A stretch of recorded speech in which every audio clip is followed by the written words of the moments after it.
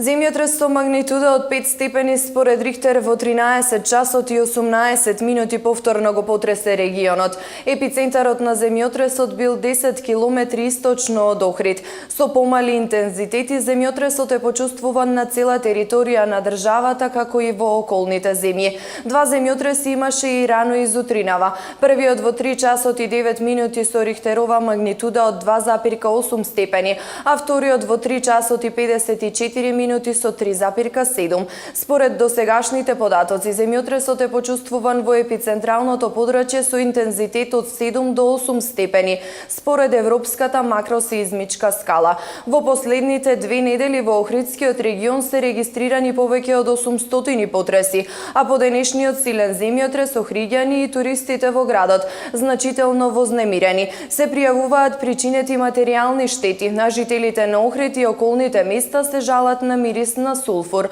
Материјална штета е причинета и во Преспанскиот регион.